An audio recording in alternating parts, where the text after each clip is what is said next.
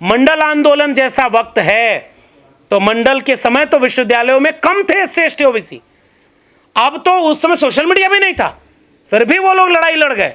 हम तो हजारों में हैं, हमारे हजारों प्रोफेसर हैं, हजारों छात्र संगठन और उसके प्रतिनिधि हैं, और आपके पास सोशल मीडिया है। आप इस ताकत से सड़क पर उतरिए, और ताकत आपकी संख्या बल में है, हिंसा में नहीं। वो प्रधानमंत्री को गाली देंगे तो मुकदमा नहीं होगा, आप किसी को गाली नहीं देंगे तब भी सड़क पर जाएंगे। अभी मैं देख रहा था कि 100 लोगों पर मुकदमा उन्होंने देश भर में यूजीसी आंदोलन के लिए करने का कोशिश की है। तो हिंसा आपका सहारा नहीं होगा, हमारी संख्या बल से, हम सहारे से, हम शांतिपूर्ण तरीके से जन आंदोलन इसे बनाएं, और अगले 1 महीने में देश का सबसे बड़ा आंदोलन इस देश के कैंपसेस में खड़ा हो जाए, इस देश के सड़क पर खड़ा हो जाए, जो समता की बात करे, जो न्याय की बात करे, किसी भी जाति और धर्म के खिलाफ न हो, वो इस देश के कैंपस को बेहतर बनाए ताकि देश भी बेहतर बने। इसलिए हम पूरा समर्थन इस फोरम को करते हैं और इस आंदोलन को करते हैं। हम गुजारिश करेंगे कि जितने ज़्यादा से ज़्यादा साथी इस फोरम से जुड़ें, आप पब्लिक डोमेन में आपको पर्चा डाल दिया जाएगा, पोस्टर डाल दिया जाएगा, आप हर जगह अपना संगठन का नाम लिखिए और जगह का नाम लिखिए और अपने इलाके में करिए, लोगों को कन्विंस करिए, सड़क चौराहे पर जाकर बताइए कि वो कहाँ कॉलम लिखा था कि किसी के खिलाफ है।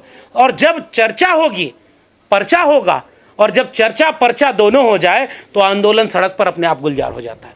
जो रेगुलेशन 2026 आया और फिर सुप्रीम कोर्ट से उसे रोक लगवा दिया गया, उसके समर्थन में और उसे और बेहतर करने के मकसद से बुलाई गई है।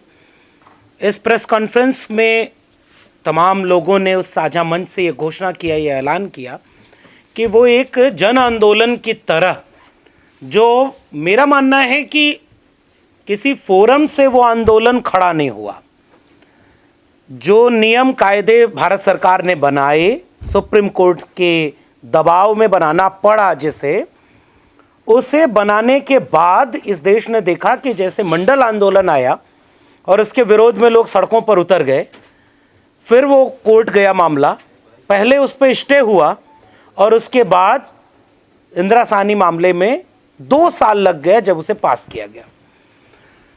शायद हमने अपनी आंखों से मंडल आंदोलन के उस दौर को नहीं देखा, लेकिन हमने यूजीसी के इस रेगुलेशन के बहाने इस दौर को देखा जिसमें साफ तौर पर प्रवृत्ति विरोध की उसी तरह की थी, लोग भी उसी सोच के थे, और कोर्ट का सहारा लेकर के इसे रुकवा दिया गया। इस देश में जब रोस्टर आता है, 13 पॉइंट बनेगा, डिपार्टमेंट एज ए यूनिट बनेगा, तो भी सुप्रीम कोर्ट और कोर्ट के जरिए उसके बहाने आता है। इस देश में जब SC ST atrocity prevention act पर संशोधन का सवाल आता है तो वो भी कोर्ट के बहाने आता है। इस देश में जब यूजीसी रेगुलेशन पर रोक लगानी है तो कोर्ट ने रोक लगा दी, लेकिन ईडब्ल्यूएस आरक्षण पर कोर्ट ने रोक नहीं लगाई। सुनवाई भी कई महीनों बाद हुई थी, और इस मामले में हमने देखा सुनवाई कुछ ही हफ्ते के भीतर हो गई और पहली ही सुनवाई पर इसे रोक लगा लिया था। एसआईआर पर आज तक सुनवाई हो रही है, रोक नहीं लगी, सुनवाई चल रही है। सड़क पर कुछ लोग उतरते हैं, विरोध करते हैं, दबाव बनाते हैं, और जिस तर्क से वो दबाव बनाते हैं वो तर्क जीत जाता है कोर्ट में जाकर के। टेलीविजन चैनल लगातार उसे दिखाता है, गोया पूरा भारत सड़क पर उतर गया था। हमारे पूर्व के साथी ने बिल्कुल ठीक कहा कि 5 लोग थे तो 500 बना के दिखाया, और अब 500 लोग खड़े हैं तो 5 भी नजर नहीं आ रहे हैं उसी टेलीविजन मीडिया को। ये रिश्ता क्या कहलाता है, इस पर देश में अब एक मंथन चल रहा है। मंथन इस बात का चल रहा है कि अगर एससी एसटी ओबीसी के हक अधिकार के लिए, उनके खिलाफ होने वाले जातिगत उत्पीड़न को रोकने के लिए, विश्वविद्यालयों को जातिगत उत्पीड़न से मुक्त कराने के लिए अगर कोई भी प्रावधान बनेगा तो उसे मीडिया नहीं दिखाएगी और कोर्ट उसे रोक देगा। और सरकार की साजिश ये होगी कि वो प्रावधान ही इतना लचीला बनाए जो रुक जाए। तो एक बड़ी साजिश इस देश में चल रही है जिसके खिलाफ अपने आप किसी संगठन ने अपील नहीं की, एक संगठन ने, किसी दल ने अपील नहीं की। इस देश के SC ST OBC और खासकर सोशलिज्म में, सेकुलरिज्म में और भारत के संविधान में यकीन रखने वाले सड़क पर उतर गए और वो आंदोलन अपने आप चलने लगा। किसी विश्वविद्यालय में किसी दिन प्रोटेस्ट होती है, किसी दूसरे विश्वविद्यालय में कोई ज्ञापन देने चला गया, कहीं आम लोग सड़कों पर उतर गए और लगातार एक जन आंदोलन में पूरा देश धीरे धीरे चला गया। मीडिया नहीं दिखा रहा है इसलिए ऐसा लग रहा है कि ऐसा कोई आंदोलन हो नहीं रहा है, लेकिन जो लोग भी इस तरह की चीज़ों से जुड़े हैं वो जानते हैं कि ये हो रहा है। तो ये जो आपने एक कमेटी बनाई, एक फोरम बनाया, आंदोलनों को किसी एक संगठन से न तो चलाया जा सकता है न उसे नियंत्रित किया जा सकता है, लेकिन कई बार एक मंच ऐसा साझा बनाने की जरूरत पड़ती है और कई बार एक नहीं कई मंच भी बन सकते हैं जो उनके बीच एक तालमेल बनाए।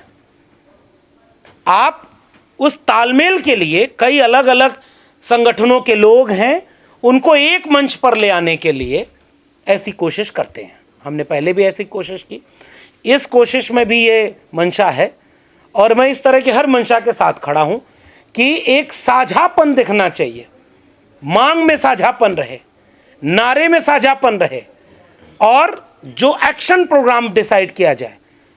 तो साझा मंच केवल ये कर सकता है कि महीने में 4 उसने दिन तय कर दिए कि इस 4 दिन पर पूरे देश में आंदोलन हो, उसका असर गहरा होगा, व्यापक होगा, प्रभावकारी होगा।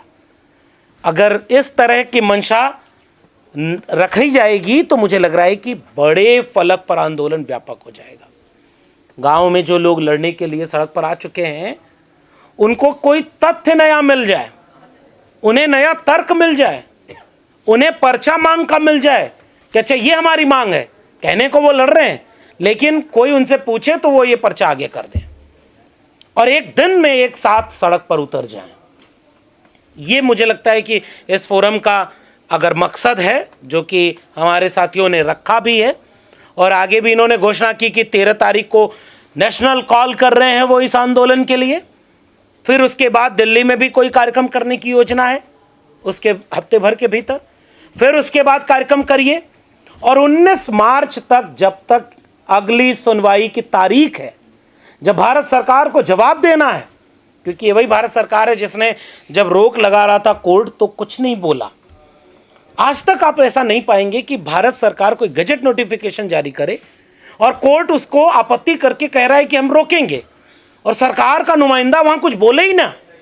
इसका मतलब है कि सरकार की मंशा नहीं थी कि ये समता समिति न्याय समिति साबित हो। सॉलिसिटर जनरल और अटॉर्नी जनरल 2 बड़े पद हैं, लाखों रुपए सैलरी है और सरकार ने जो प्रावधान बनाया उसको ही नहीं रोका। इसका मतलब ये कि सरकार इस साजिश में शामिल है कि हम किसी को समता देंगे नहीं।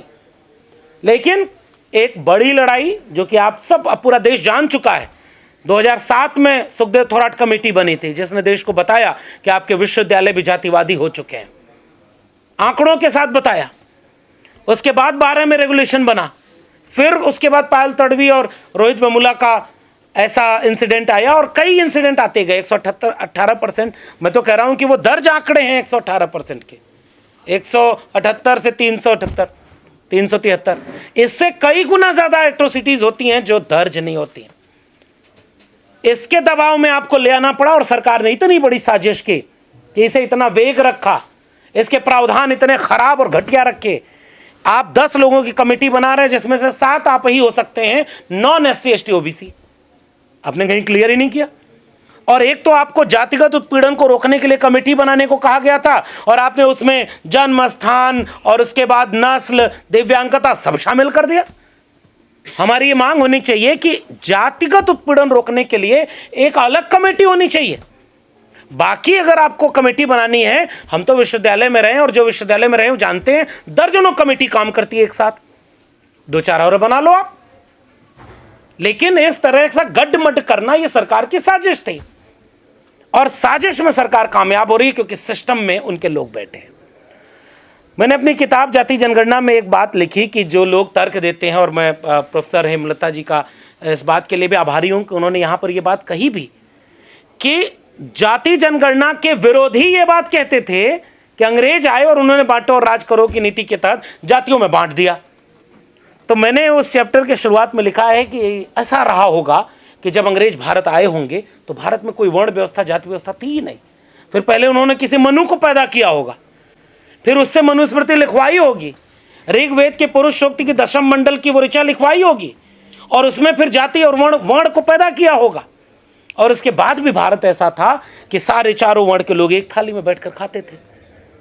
उनके किताबों में लिखा है कि सब एक साथ रहते थे, अंतरजातीय विवाह होता था, प्रोफेसर शूद्र हुआ करते थे और ब्राह्मण विद्यार्थी होते थे। कई बार तो वो सब्जी वब्जी बेचने चले जाते थे। छत्री लोग जो है कचरा उठाने का काम करते थे। ऐसा भारत अंग्रेजों ने देखा, और जब देखा उन्होंने कि ये तो इतना एकजुट है, इन्हें बांटा कैसे जाए, तो जाति जनगणना करवाने लगे। इतने हास्यास्पद तर्क है इनके पास। इसी तर्क से सुप्रीम कोर्ट के चीफ जस्टिस ऑफ इंडिया को और उन तमाम दक्षिणपंथी लोगों को अगर आप संतुष्ट करेंगे तो आपको कहना पड़ेगा कि आज इस देश में ऐसे विश्वविद्यालय हैं कि 45 केंद्रीय विश्वविद्यालय हैं, तो 45 में से 40 केंद्रीय विश्वविद्यालयों के vice chancellor SC ST OBC हैं। कोई भी डिपार्टमेंट आप उठा लीजिए, उसमें जो HOD बने हो उसमें 90% SC ST OBC हैं। दिल्ली विश्वविद्यालय के 90 डिग्री कॉलेज हैं, 90 में केवल 9 सामान्य वर्ग के प्रिंसिपल हैं, बाकी सब SC ST OBC हैं। और भेदभाव होता है सामान्य वर्ग के बच्चों के साथ, क्योंकि इंटरव्यू का पैनल ऐसा बैठता है जिसमें 10 में से 8 मेंबर SC ST OBC होते हैं, और जब कोई सवर्ण बच्चा जाता है तो उसकी जाति के नाम पर 5 गाली देते हैं, इंटरव्यू में नंबर कम देते हैं जब वो बोर्ड का हेड बने होते हैं। ऐसा कोई विश्वविद्यालय इस देश में एग्जिस्ट नहीं करता। इस देश के विश्वविद्यालयों में कोई भी सिलेक्शन कमेटी बैठती है तो उसमें नॉमिनी के तौर पर SC ST observer OBC observer बनाए जाते हैं। डिसीजन मेकिंग में उनका कोई मतलब नहीं। और आपने हेड ऑफ इंस्टीट्यूट को बनाया समता समिति का अध्यक्ष, चेयरपर्सन, 3 सीनियर मोस्ट फैकल्टी। मैं दावे से कर रहा हूं कि किसी भी देश के विश्वविद्यालय का औसत निकाल लीजिए, अगर 10 सीनियर मोस्ट फैकल्टी मेंबर हैं तो 10 में 9 SC ST OBC नहीं होंगे। तो भेदभाव करेगा कौन? और आपने ऐसे वेग, सरकार वेग बनाई और वेग के नाम पर पूरे देश में आंदोलन हो गया। और मैं आहत हूं, अभी तक मेरा दिल दुखा ही है कि प्रधानमंत्री को उनकी जात के नाम पर गाली दे दी गई, कार्रवाई नहीं हो रही है। तेली वो हैं भी नहीं, लेकिन तेली के नाम से गाली खा गए। जो होगा उसके ऊपर क्या बीत रही होगी। और पिछले 10-15 दिन में इस देश भर में सैकड़ों वीडियोज ऐसे आई हैं। अभी दिल्ली विश्वविद्यालय के एक स्टूडेंट का वीडियो है कि उसका रिसर्च पेपर, उसमें उसका टॉपिक है कि दलित बच्चों के साथ स्कूल में कितने तरह का डिस्क्रिमिनेशन होता है। तो 2 साल बाद जब उसका कमेटी बैठती है बोर्ड की, तो वो कह रही है कि आप क्यों इस देश में घृणा फैलाना चाहते हैं, आप कैसा टॉपिक ले लिए हैं। इसी तरह से सिलेबस बदल करके वो टॉपिक हटा दिए जाएंगे जिसमें कास्ट एट्रोसिटी और तमाम तरह के सवाल होंगे। मुसलमान पहले निशाने पर है। ये बांटने वाले और सुप्रीम कोर्ट को दिखाई नहीं देता कि असम का मुख्यमंत्री साफ तौर पर क्या क्या बयान दे रहा है मुसलमानों के खिलाफ। तो बांटने का काम जो कर रहा है वो कह रहा है समता समिति बांट देती लोगों को, इसलिए इसे रोक दिया जाए। अब ये एक कॉमन डिबेट बन चुकी है और इस तरह के मंच इस पूरी लड़ाई को अब गांव-गांव तक ले चलेंगे। हमने बहुत लड़ाई इस तरह की लड़ी है और लड़ने के लिए छात्र संगठन, सामाजिक संगठन वही सड़क पर आते हैं। और मैं इस बात की बधाई देना चाहता हूं देश भर के उन तमाम हजारों नौजवानों को जो सड़क पर उतर करके इसका विरोध करना शुरू कर दिए। टेलीविजन चैनल न कभी कल आपको दिखाया था, न आज दिखा रहा है और न कल दिखाएगा। ये सोशल मीडिया प्लेटफॉर्म आपके हैं। तो उन तमाम छात्र संगठनों को मेरी गुजारिश रहेगी कि साझापन के साथ न्यूनतम सहमति पर अधिकतम एकजुटता बना करके जो कॉमन कॉल दी जाए उसमें शामिल हो जाइए। और जब आप ऐसा करेंगे तो ये एक व्यापक जन आंदोलन शामिल होगा। और इस जन आंदोलन में हम ये सवाल करेंगे कि समता तब तक नहीं आएगी जब तक बैकलॉग यूनिवर्सिटीज का नहीं भरा जाएगा। समता तब तक नहीं आएगी जब तक देश के SC ST OBC प्रोफेसर और वाइस चांसलर नहीं होंगे। आपने बैकलॉग खत्म कर दिया, EWS का बैकलॉग लागू कर दिया था, आपने शॉर्टफॉल को खत्म कर दिया, आप NFS करते हो। तो ये मांग पत्र मेरा सुझाव है कि जब ये जाए तो अगर इसमें पहला आपने नियम बनाया कि UGC रेगुलेशन 2026 को और सख्त और स्पष्ट करके तुरंत लागू किया जाए, तो दूसरा ही आप इसमें मांग रखिए कि जाति जनगणना करा करके इस देश भर के कैंपसेस को जितनी जिसकी संख्या भारी उसकी उतनी हिस्सेदारी के हिसाब से बैकलॉग भर करके, एनएफएस रोक करके और शॉर्टफॉल लागू करा करके उनकी हिस्सेदारी दी जाए। और तीसरी मांग इसमें शामिल किया जाए कि रोहित एक्ट, इस पर बिल्कुल ठीक कहा आपने कि और लोगों से राय मशवरा करके और बेहतर एक्ट कैसे बने उसके लिए इस मांग में शामिल कर लिया जाए। लेकिन जब आखिरी बात कि जब आप लड़ाई लड़ने जाएंगे तो हमले होंगे, जैसे एक हमला भी जवाहरलाल नेहरू विश्वविद्यालय छात्र संघ के ऊपर हुआ है। हम इस मंच के माध्यम से उन हुक्मरानों को इस बात का इशारा करना चाहते हैं कि जो चाहते हैं कि जो लड़ने वाला है उसके ऊपर मुकदमा कर दो, उसको रेस्ट्रिकेट कर दो, उस छात्र संघ को रोक दो, तो लड़ाई नहीं रुकती। असल में उन्हें यह पता नहीं कि अगर आप इतना, जब आंदोलन के लिए कॉल हुआ था, आप देखिए किस दिन यह फरमान आता है, जिस दिन दिल्ली विश्वविद्यालय में प्रोटेस्ट था, जिस दिन जवाहरलाल नेहरू विश्वविद्यालय में मशाल जुलूस इस मामले पर निकाला जाने वाला था, उसके चंद घंटों के पहले चुने हुए 4 प्रतिनिधियों को रेस्ट्रिकेट कर दिया गया कैंपस में। अभी वो लागू तो नहीं है लेकिन सबको हटा दिया गया, कोई लड़ाई न बढ़ जाए, क्योंकि छात्र जब लड़ते हैं तो वो सत्ता के लिए भारी पड़ता है। तो विश्वविद्यालय को बदनाम करने वाले, विश्वविद्यालयों को तमाम तरह से कैप्चर करने वाले टारगेट करते हैं कि जो सबसे मजबूती से लड़े उन्हीं के ऊपर हमला कर दो। हम उस हमले की भी यहां से कड़ी निंदा करते हैं, रक्षा मंत्री वाली कड़ी निंदा नहीं। हम वाकई इस बात की निंदा करते हैं कि हम जितने भी लोगों के ऊपर, चाहे वो इलाहाबाद विश्वविद्यालय में हमला, फिजिकल हमला हो या छात्र संघ के ऊपर जवाहरलाल नेहरू विश्वविद्यालय में हमला हो, इन तमाम सवालों को एक साथ शामिल करके एक बड़ी लड़ाई को लड़ेंगे। और आखिरी बात कि जब महात्मा फूले ने किताब लिखी है जो गुलामगिरी की भूमिका में उन्होंने लिखा है कि हथेली से सूरज नहीं ढका जा सकता। तो सूरज को ढकने का जिन लोगों को भ्रम हो, उनकी हथेलियां बहुत हो सकती हैं, ईडी सीबीआई हो सकती है, मीडिया हो सकती है, जुडिशरी हो सकती है, लेकिन सच और हक हमारे साथ है। और हमारी लड़ाई हक के लिए, सम्मान की है, समता और न्याय की है। इसलिए ये लड़ाई किसी एक व्यक्ति की नहीं है, ये एक संगठन की नहीं है। मैं पूरे देश के लोगों से गुजारिश करता हूं, जहां जहां आप इस तरह की कमेटी बना सकते हैं आप बनाइए और आप इस आंदोलन को खुद लड़िए। जब कुछ कम लोग लड़ेंगे तो निशाने पर लिए जाएंगे। जब पूरी ताकत से इस देश का बहुजन समाज और संविधान में यकीन रखने वाला समाज सड़कों पर उतर जाएगा तो तुम कितने लोगों को रोकोगे। इसी ऐलान के साथ कि जहां जहां आप जिस पार्टी, जिस झंडा बैनर को लेकर के कर सकते हैं करिए। इस फोरम ने जो ऐलान किया साझा तारीखों का, चाहे वो 13 तारीख का हो, चाहे वो 17 तारीख को कोई कार्यक्रम हो, फिर अगले उसके बाद फरवरी के लास्ट में हो, 19 फरवरी तक, मेरी 19 मार्च तक, इतना मेरा निवेदन है पूरे देश के लोगों से कि 19 मार्च तक आपका आंदोलन इतना मजबूत हो जाए कि भारत सरकार जब सुप्रीम कोर्ट में खड़े होकर के अपनी सफाई दे रही हो तो वो फिर कोई धूर्तता या चालाकी न करे कि जिस पॉइंट 3.1 में है कि जहां SC ST OBC लिखा है उसमें जनरल कैटेगरी को भी शामिल कर दे। वो हो सकता है ऐसा कर देंगे, या हो सकता है उस क्लॉज को ही हटा दें।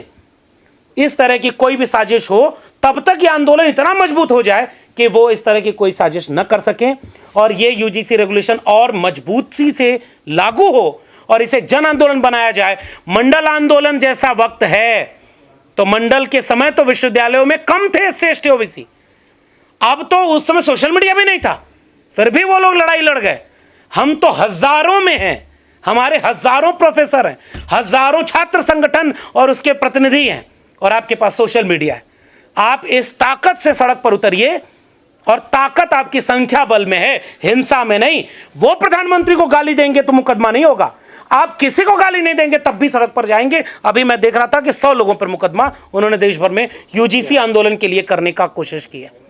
तो हिंसा आपका सहारा नहीं होगा, हमारी संख्या बल से, हम सहारे से, हम शांतिपूर्ण तरीके से जन आंदोलन इसे बनाएं और अगले 1 महीने में देश का सबसे बड़ा आंदोलन इस देश के कैंपसेस में खड़ा हो जाए, इस देश के सड़क पर खड़ा हो जाए, जो समता की बात करे, जो न्याय की बात करे, किसी भी जाति और धर्म के खिलाफ न हो, वो इस देश के कैंपस को बेहतर बनाए ताकि देश में बेहतर बने। इसलिए हम पूरा समर्थन इस फोरम को करते हैं और इस आंदोलन को करते हैं। हम गुजारिश करेंगे कि जितने ज़्यादा से ज़्यादा साथी इस फोरम से जुड़ें, आप पब्लिक डोमेन में आपको पर्चा डाल दिया जाएगा, पोस्टर डाल दिया जाएगा। आप हर जगह अपना संगठन का नाम लिखिए और जगह का नाम लिखिए और अपने इलाके में करिए, लोगों को कन्विंस करिए, सड़क चौराहे पर जाकर बताइए कि वो कहाँ कॉलम लिखा था कि किसी के खिलाफ है। और जब चर्चा होगी, पर्चा होगा, और जब चर्चा पर्चा दोनों हो जाए तो आंदोलन सड़क पर अपने आप गुलजार हो जाता है। तो इसलिए मैं इस पूरे आंदोलन को समर्थन देते हुए हम इस लड़ाई को लड़ने का ऐलान करते हैं और तब तक इसे आंदोलन के रूप में और मजबूत करेंगे जब तक हम जीत न जाएं।